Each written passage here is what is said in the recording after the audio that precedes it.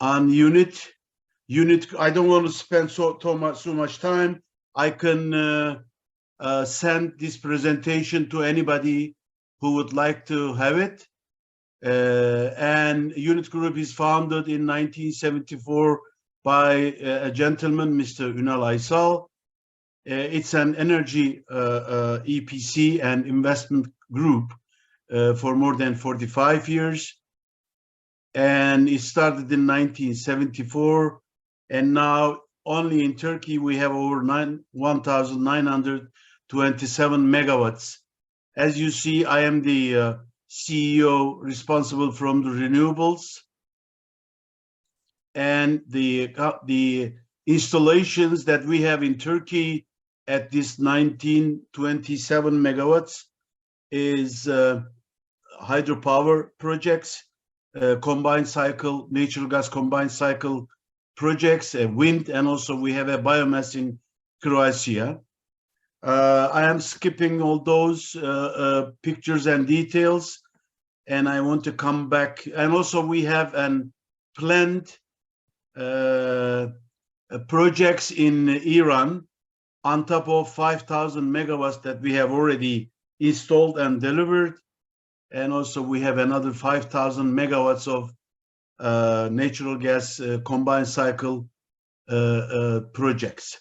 So mainly concerning the biochar, we have developed projects in Belgium and United Kingdom that uses unrecyclable plastic waste in order to produce hydrogen or green hydrogen and ammonia, ethanol, or methanol, as well as electricity. Also, we have one project in Republic of Ireland that uses chicken litter to produce electricity and biochar. Actually, biochar is always, for us, a raw material to produce organomineral fertilizer. In my past positions, I was the managing director of the biggest waste-to-energy group in Turkey called Hexagon Group. And we had two plants working on anaerobic digestion technology, fermenter technology, that we were using organic waste to convert to electricity, and the remaining digestate we were using as compost to produce organomineral fertilizer of 32 different types, the fertilizer production. So, for example, I believe there's a gentleman that is going to tell us on a presentation how municipal solid waste could be utilized for energy and the others. In this schematic, as you see, we have, this is something common and that includes our know-how. We were receiving, we are going to receive over 3,000 tons of unsorted municipal solid waste. Over a sorting plant, we are going to recycle commodities like metal, glass, plastics, and waste of triple E, and also hazardous waste. And for the non-recyclable plastic waste, we are going to convert it to hydrogen. And the remaining is that the paper, organic waste, and RDF has been sorted to feed an incineration or gasification plant in order to produce power and feed the grid. And the remaining is for chicken bedding. The ashes have been used for granulized chicken bedding. And there are two types of organic waste. There's 3,000 tons per day. It's around 1,600 tons per day is organics. So the organic waste in green is the excluding meat, fish, and chicken waste. The other all organic greens we are feeding, as well as the paper, feeding to a worm farm in order to produce vermicompost and worms. All the heat and the water has been provided by the recycling of the power plant. And we have, when we sorted the meat, red meat, chicken waste, and the fish waste, then we are producing dried pet food raw material. So it's a kind of combination that serves as a zero waste, a near zero emissions, that produces a lot of commodities as well as electricity. We can easily add to this and mushroom plant and a chicken farm in order to utilize the organics, and the output of those worm farm, for example, could be fed to the chicken farm in order to produce, let me say, organic chicken meat. So our aim is to employ gasification technology for all the waste to dispose and produce heat, steam, or electricity as energy components. This is our first target.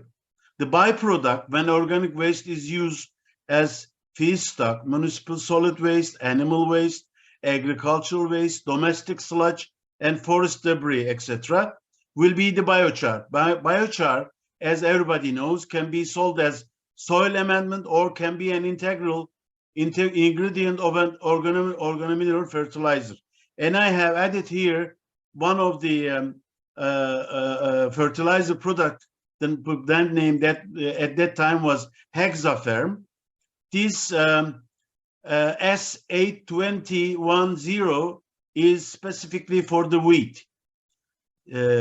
So what we are going to do is that we are going to make a detailed study of the markets of the related country that we are going to install the plant for the potential product. If there is a market, for example, for biofuels like ammonia, ethanol, or methanol, then the design will be changed to produce those green chemicals from syngas.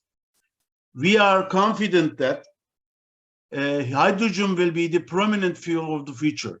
Therefore, UNIT believes that there will be a very good market for green hydrogen at the origin of the plant. So, therefore, our design and project development will solely depend on the availability of the feedstock with a tipping fee, the availability of the buyers in abundance for the products, or we are going to make a mix of products in accordance with the market. Next slide will give examples of the biochar from different with their analysis. But before that, I want to give you a potential product range from syngas. We can have combined heat and power. You can have hydrogen to any hydro cracking, hydro generations. So you can have a synthetic crude to refinery upgrading, to gasoline, ethylene, propylene, etc., and methanol and higher alcohols to possible fuel cells, etc., MTBE, acetic anhydride. All those type of things are possible to produce from syngas. So this is an example, for example, that we have made and tested, that is produced from olive pomace waste. This biochar, as you will see, has a total organic matter of around 86%. This is very important, and it is almost dried. Nitrogen is very low, because when you apply any heat process to any waste, then you first lose the nitrogen. So, but the phosphorus is around 17.8%. In the next one, this is a very recent picture that we have tested forest debris. We have received this from a steel company. They are digging out the iron ore, and they are having forest debris through their raw material mines, and then they have sent it to us, and we have produced a biochar. But what I would like to put here is an analysis of one of the biggest fertilizer companies in Turkey, called Gübretaş, that, as you will see, the phosphate is around 14% without adding anything, and the K2O is around 18%, and sulfur is 2.5%. All the other organic matters and etc., those could easily be combined with related compost, and you can have a beautiful balanced fertilizer, organomineral fertilizer. That was what we are doing in my past position. We were producing almost 46,000 tons per year of organomineral fertilizers. And this is another one that I put in here on purpose. This is using the biosolids, sludge, domestic sludge as biochar. The bottled samples are from domestic sludge. The one that you see with an blue label is a hazardous waste sludge that we have used just for testing purposes. We have seen that it is not suitable for agricultural use, but it's a very good carbonized fuel that could be used by the cement plants as an alternate fuel.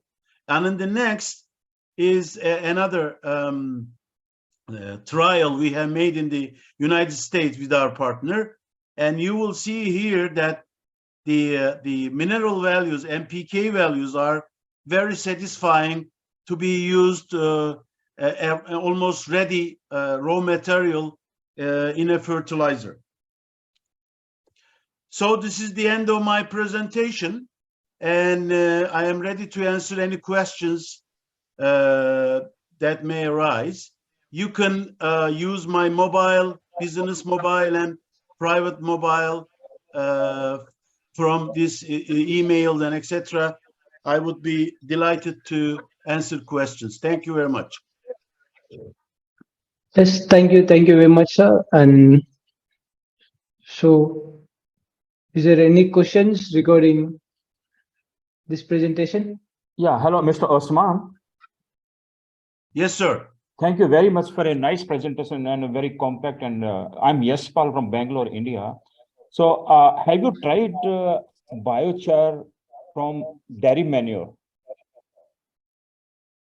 You mean cow manure?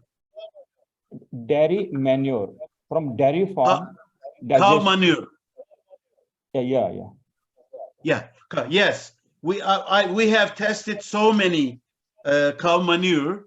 It could be different cows: Swiss brown, Simmental, Holstein, other types of cows, cattle, or dairy, and all the results are very satisfying.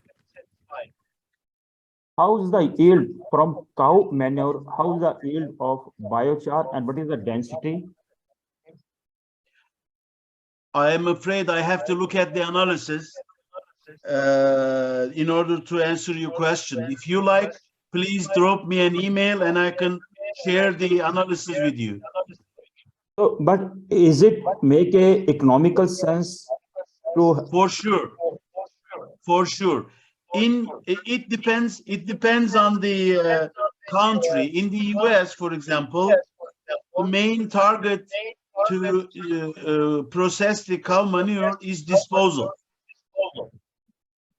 But in the other countries like Turkey, my country, they would like to use it either as a compost, as a soil amendment.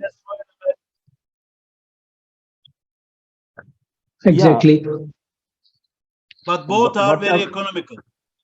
Yeah, whatever the surplus cow manure we have, say 50% from our farm, we can use as a compost, farmyard manure. 50% we can convert it into a biochar. My question is, will it make a sense to convert cow manure into biochar? Okay. The last time, if I remember right, the sale price of biochar from cow manure was around $400 per ton. So with our technology, the cost of processing 1 ton of manure is less than $50. Considering that you are losing almost 80% of the feedstock by evaporation, etc., still it is a profitable business. Okay, Mr. Osman, I will share my email. I would love to see the technology to making a biochar from cow manure. I will share my email to you. Thank you. Okay, you see my emails on the screen right now, or you can get it from Javier. So I would be delighted to help. Thank you. Thank you. Yes, thank Any you. other questions? So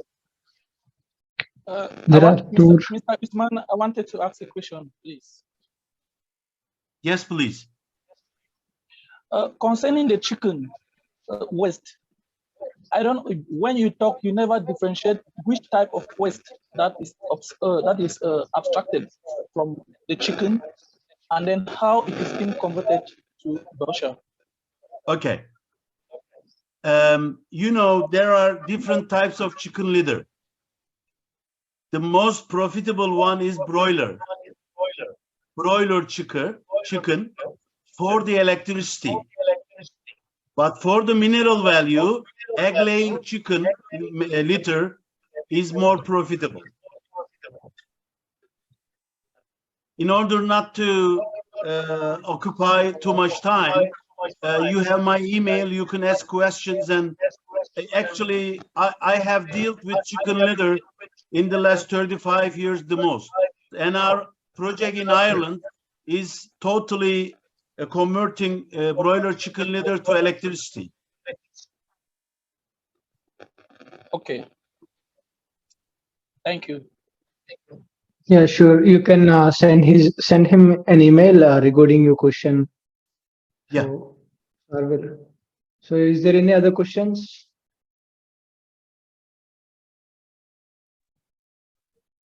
So, okay. Mr. Osman, I have one question. Okay. Okay.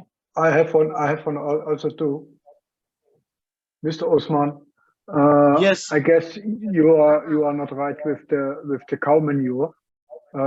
We and I'm dealing now over 20 years in the biogas industry, and mainly we using cow manure, and we did also tests on biochar to produce biochar with the cow manure, and that is not worth it. There is not enough lignins involved. It's mainly grasses, non-fermented grasses in the cow manure. And the other side, we also have too much sand and now new microplastics. So therefore, to go with cow manure in biochar process or pyrolysis process is not worth it, and it's definitely not feasible. We did our tests on that one, and we also run a few, I will say 200 biogas plants with cow manure all over the world, and cow manure is definitely the best usage biogas or composting, and definitely not purification. It is too wet. You have to dry it. You have to spend too much energy to dry the cow manure to get it on the certain percentage of moisture content, and otherwise your pyrolysis system will not work. So that's my statement on that. If you want more information, Javi will have all my contact details, and you can send me some emails. Thank you. May I answer? May I answer, Mr. Sure. Unterlerner? Sure. Yeah. Okay. Sure. I was the managing director of two anaerobic digesters, what you call biogas plants. So biogas plants is very ineffective, second generation in technology, etc., etc. It's very hard to operate. And I have also been consultant to too many companies, not only in Turkey, in the world. Concerning your issue of cow manure with microplastics and etc., we are not using pyrolysis, first of all. Pyrolysis and gasification are two different, okay, neighboring, but two different technologies. Because in pyrolysis, you also have, you have to have pyrolysis oil accompanying your biochar and syngas. In gasification, you also gasify the pyrolysis oil, which increases the efficiency in business-wise profitability, okay? So if you are using pyrolysis, pyrolysis is another problem. Biogas, I was the managing director of two plants, but it's my nightmare. It is one of the hardest and the most expensive technologies to operate. Still, I am not against the anaerobic digesters, thermophilic, mesophilic. There are lots of kinds, but a compact gasification, which is the 6th generation, is way beyond superior to anaerobic digesters, which are 2nd generation. Microplastics and etc., when you go to 1,800 degrees, is your syngas, nothing to do with the remaining in the biochar. Biochar is a sterilized product in our system, in our technology. If you want to learn more, I can send you more information in Denmark. But if I had a choice, I would never and ever use anaerobic digesters. By the way, I have been given an award by PowerGen International because I have prepared a presentation for them comparing biogas systems, what is called anaerobic digesters and gasifiers. And I have been selected the highly mentioned 3 papers, and then I have been selected to advisory board of PowerGen. And the next year I have been selected to be the chairman of a waste to energy and biomass session. So I have spent 35 years in this sector, and I would be delighted to discuss details with you, Mr. Unterlechner. Yeah. Can I come in? Sorry, guys. No, I will not fight with you. You have your experience. I have my experience. But in any way, we can discuss it over emails. Don't worry. Yes, I will please. send you my email contact. So don't worry. Yes, please. Yes, please. Yes, so is there any questions or 2 more presentations left and some interactions? Can we move with them? Oh, thank you very much, Mr. Osman, giving a very correct insight towards the cow manure converting to biochar. I think you are telling we should not go for anaerobic digestion. Before that only, we should go for the biochar production. Am I right? I am not sure if I can understand your question. What I want to say, your technology is not making a biochar after digestion. Before digestion, you are making a biochar. No, we don't have any digestion. Gasification is a technology that our technology is 4 folds on the same vessel. First is dryer, but these are all integrated. Then there is pyrolysis, and then there is gasification, and finally, feel like we can use biochar or carbonized coal. So there is nothing to do with digestion. Digestion is a biological treatment. Our technology, gasification, is a thermal treatment. Those are 2 different technologies. Digestion, biological treatment is a very old technology. Thermal treatment is not a new technology, but it's a newer technology than the digestion. Digestion is not a zero waste system. Our system is